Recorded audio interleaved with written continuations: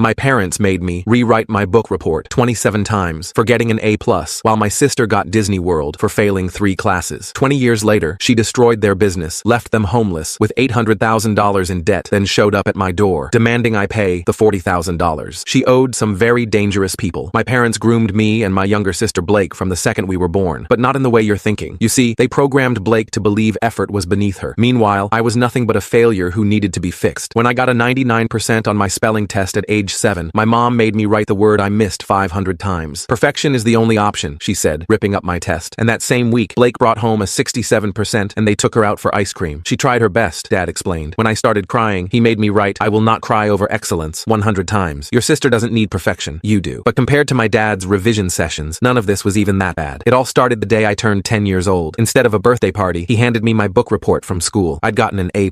I found 12 ways this could be better, he said. I spent my entire birthday rewriting it. He found 15 more problems. We did this for 3 days straight until I collapsed at my desk. While I rewrote that report 27 times, Blake was at Disney World. She'd failed 3 classes but needed a break from stress. From there, everything I touched had to be perfect. Piano practice meant playing until my fingers bled. One wrong note meant starting the entire piece over. Blake quit piano after 2 lessons because it hurt her hands. When I won the state mathematics competition, my parents made me solve every problem I'd gotten right again to prove it wasn't luck. When Blake failed algebra, they hired me to do her homework. To help your sister succeed, they said. While I spent every weekend redoing assignments that already had perfect scores, Blake spent hers shopping with their credit cards. Because I was lucky, my obsessive practice had accidentally made me valuable. Tutoring kids, editing essays, building websites, perfect work commanded perfect prices. So by the time I turned 18, I had $15,000 saved that my parents didn't know about. When I told them I was leaving for MIT, my mom shredded my acceptance letter. You'll stay here and try again for Harvard. I left with my savings and a duffel bag. Meanwhile, Blake became everything they'd enabled. A professional failure who blamed everyone else, bouncing between their couch and their bank account. They had so much faith in her potential that they gave her their company to run. And as for me, well, I was erased from the family story like a first draft. But I'd gaff LOL. Because just last year, I was promoted to vice president of engineering. Multiple 6 figures, stock options, corner office. I almost called them to share the news. Then I remembered they never saved my number, and I never saw my parents again. Until 10 months later, that is. I was debugging code at 3 a.m. when my old phone buzzed. It was my mom. She was sobbing so hard I could barely understand her. Sophia, we need your help. Blake, she destroyed everything. What do you mean destroyed? The business is gone. She drained every account, maxed out the business credit lines, sold our client list to competitors. We're in debt for $800,000. I sat up and stayed silent as she continued. Yesterday, we got eviction papers. The house has 3 mortgages we didn't know about. She had power of attorney. She took everything. Dad took the phone. We're 68 years old and living in our car. Our friends won't return our calls. They think we were in on it. Please, Sophia, you're all we have left. The next day, I met them at a truck stop diner. They looked broken. Dad's hair completely white now. Mom wearing the same clothes